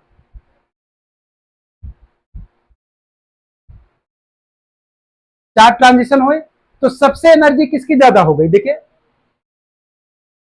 Sigma to sigma star की। उसके बाद देखिए किसकी एनर्जी है, पाई टू पाई स्टार की है। फिर एनर्जी है एन टू सिग्मा स्टार की। और सबसे कम है एनर्जी एन टू पाई की, sorry pi star. Sigma to sigma star, pi to pi star, N to sigma star और एन से पाई स्टार। अब आपको क्वेश्चन क्या पूछा है, न्यूनतम ऊर्जा की बात कर रहा है। तो सबसे कम ऊर्जा किसकी हो गई, N to pi, N to pi star. कोई ऑप्शन है, एक मिनट देखा तो सिग्मा से सिग्मा स्टार हो गया,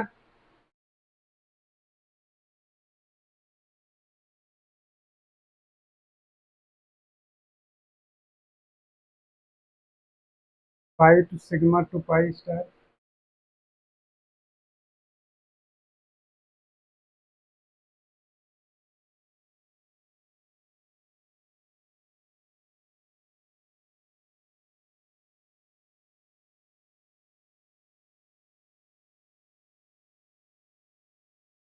सिग्मा टू सिग्मा स्टार हो गया, पाई से पाई स्टार हो गया,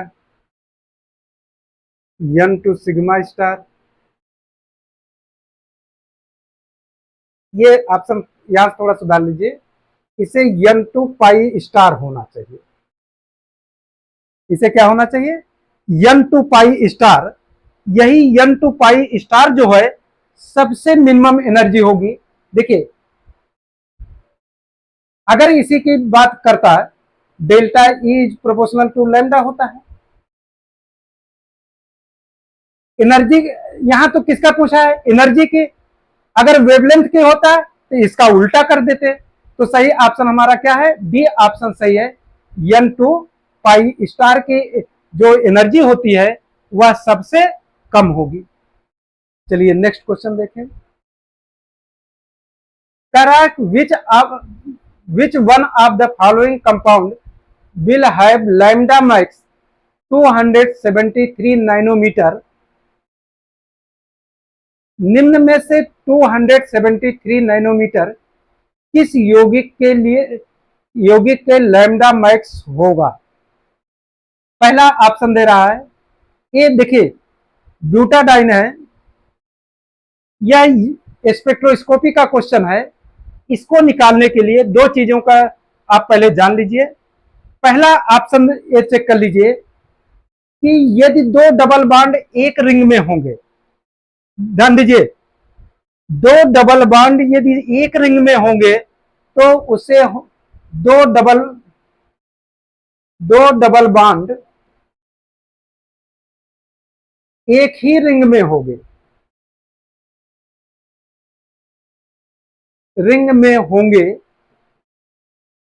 तो उन्हें होमो एनुलर डाइन कहा जाता है।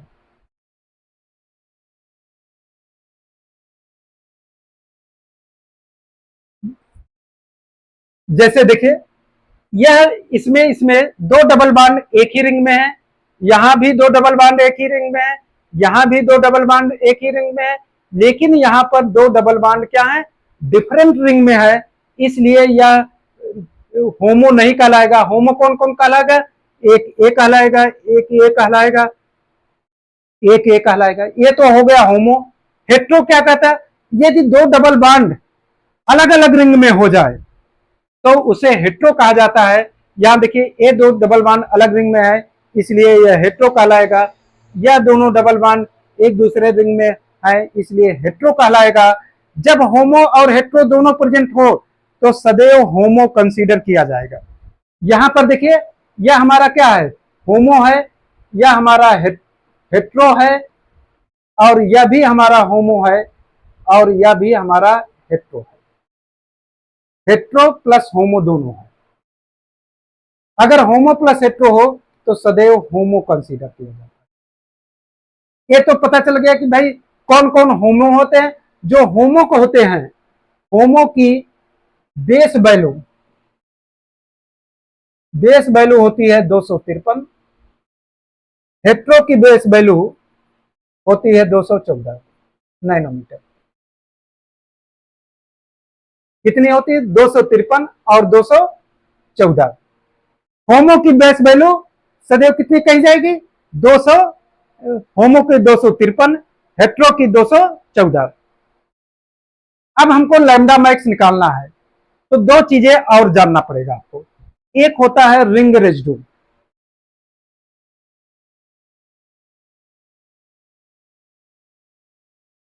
कहा जाता है यदि डबल बॉन्ड के अगले कार्बन के पास डबल बॉन्ड ना हो, क्या शब्द कहा? यदि कार्बन के अगले कार्बन पर डबल बॉन्ड ना हो तो वहां पर रिंग रेजिड्यू ऑब्टेन्ड होता है। यहां पर देखिए, एक रिंग रेजिड्यू यहां मिलेगा,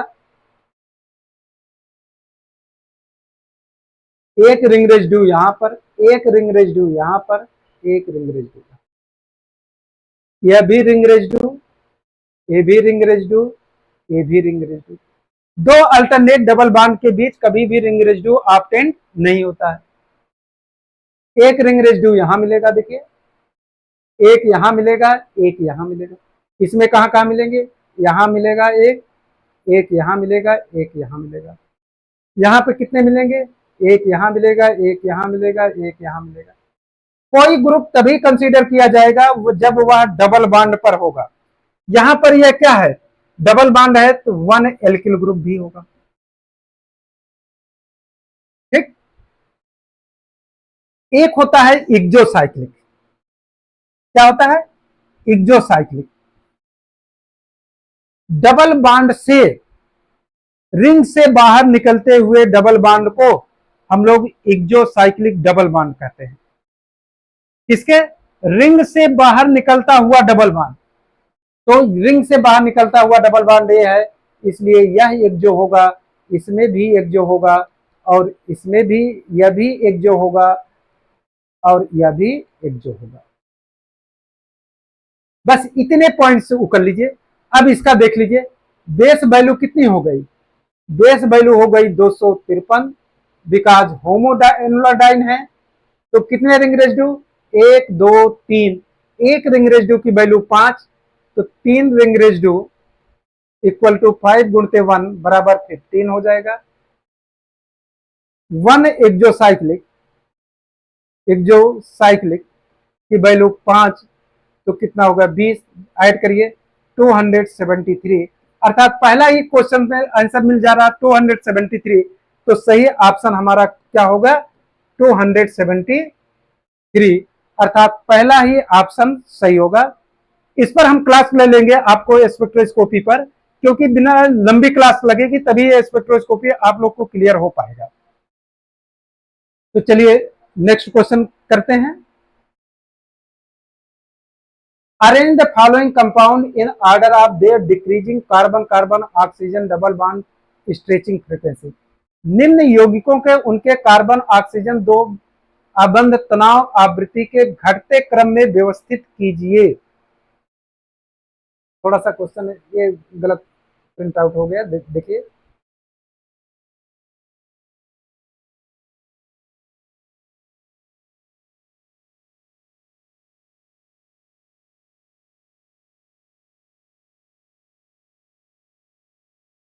ये क्वेश्चन ये होना चाहिए।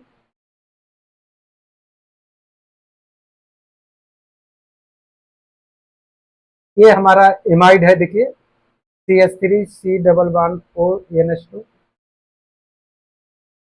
ये हमारा है। ये क्वेश्चन गलत है, इसको ऐसे adjust.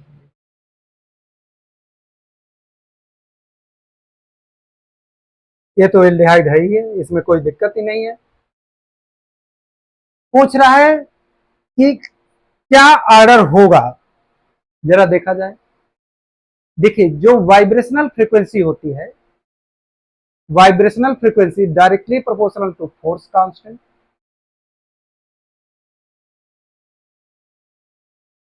Is inversely proportional to bond length.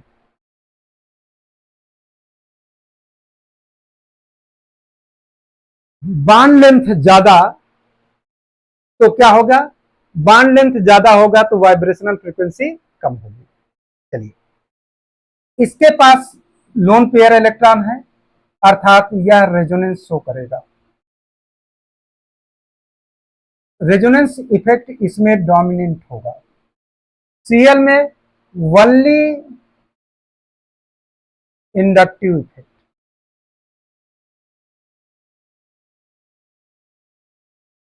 इसमें भी इंडक्टिव इफेक्ट डोमिनेंट होगा। लोन पेयर भले है, रेजोनेंस शो कर सकता है, रेजोनेंस शो कर सकता है, लेकिन ऑक्सीजन और क्लोरीन की विद्युत ऋणात्मकता ज्यादा होने के कारण से यह क्या करेगा कि रेजोनेंस ना शो करने के कारण से यह सदैव इंडक्टिव इफेक्ट शो करता है। अर्थात हम कह सकते हैं कि जो हमारा क्या होगा, ये रेजोनेंस तो पार्टिसिपेट करेगा नहीं, इंडक्टिव इफेक्ट पार्टिसिपेट करेगा, अर्थात डबल बॉन्ड की बॉन्ड लेंथ पर कोई प्रभाव नहीं पड़ेगा। और जब कोई प्रभाव नहीं पड़ेगा तो क्या होगा, बॉन्ड लेंथ कम होगी। इसमें क्या है, रेजोनेंस के कारण से C डबल बॉन्ड O की बॉन्ड लेंथ इंक्रीज कर जाएगी। अगर इंक्रीज की तो जाहिर सी बात है बॉन्ड लेंथ जैसे बढ़ी वाइब्रेशनल फ्रीक्वेंसी घटी।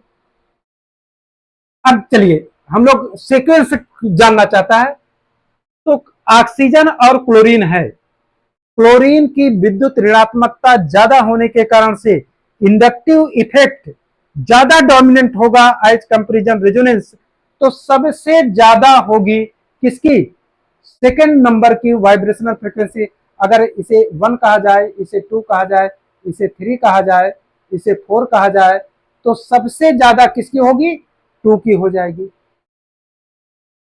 फिर OCH3 है, ऑक्सीजन भी विद्युत ऋणात्मक ज्यादा होने के कारण से यह भी हमारा क्या करेगा, रेजोनेंस इफेक्ट या मेटामेरिज्म इफेक्ट नहीं शो करेगा। अब नहीं शो करने के कारण से यह क्या करेगा,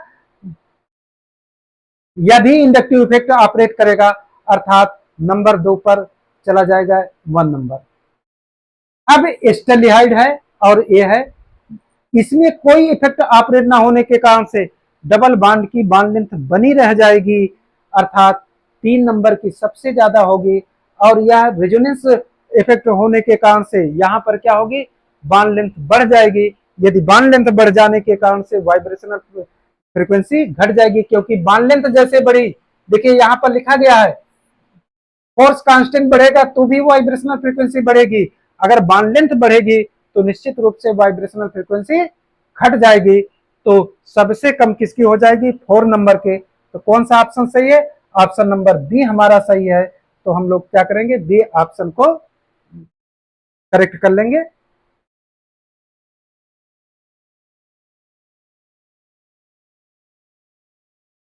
मनोज कुमार कह रहे हैं ऐप पर चलेगी या यूट्यूब पर ही सर, दोनों पे चलेगी, अभी तो फिलहाल यूट्यूब पर चल रही है क्लास। इस इस तरीके को क्वेश्चन स्पेक्ट्रोस्कोपी, यूवी और आईआर को जल्द ही हम आपको क्लास लेंगे, पूरा डिस्क्रिप्शन डिटेल में पढ़ा देंगे यूवी को और आईआर को, क्योंकि ये सारे क्वेश्चंस आप ऐसे 5 मिनट के क्लास में नहीं सीख सकते हैं। इसके लिए पूरा लेक्चर लेना पड़ेगा, कौन कौन से ऐसे फैक्टर्स हैं जो वाइब्रेशनल फ्रीक्वेंसी को इफेक्ट करते हैं, वाइब्रेशनल फ्रीक्वेंसी को कौन कौन से ऐसे फैक्टर्स हैं जो इफेक्ट करते हैं, लैम्डा मैक्स के कौन कौन से ऐसे फैक्टर्स हैं इफेक्ट करते हैं, लैम्डा मैक्स कैसे निकाला जाता है किसी कंपाउंड्स का। अभी तो आपको सिंपली कैसे दिया, साइक्लिक कंपाउंड दिया, अभी आपको पढ़ना है alpha beta unsaturated hide carbonyl compounds के भी बारे में पढ़ना है। तो वो सारी क्लासेस जब हम स्पेक्ट्रोस्कोपी लेंगे तो आपको क्लियर कर देंगे। चलिए आज यहीं पर क्वेश्चन खत्म हो रहे हैं, तो कल आपको पुनः क्लास के साथ मुलाकात होगी। आप लोग की कोई प्रॉब्लम हो रही है तो दिए गए नंबर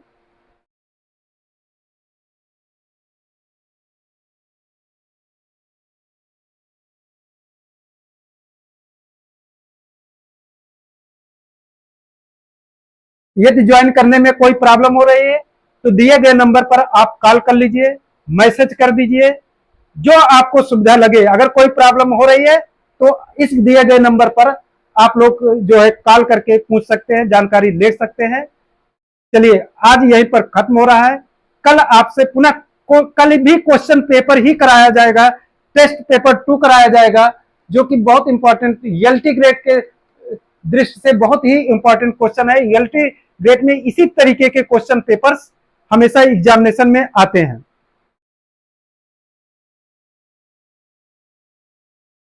अभी तो कल देखिए क्लासेस 3 दिन 3 डेज, देखिए 3 डेज क्लास चल रही है, क्लास क्लासेस चलेंगी और 3 डेज प्रैक्टिस पेपर होगा। 3 दिन प्रैक्टिस पेपर होता है और 3 दिन क्लास चलेगी, ठीक है। तो नेक्स्ट टाइम आपको कल जो होगा प्रैक्टिस पेपर कराया जाएगा, प्रैक्टिस पेपर नंबर 2 कराया जाएगा, ठीक है। तो चलिए, तो फिर आज यहीं पर खत्म किया जाता है, कल पुनः मुलाकात होगी, तब तक के लिए सभी लोगों को भाई गुड नाइट।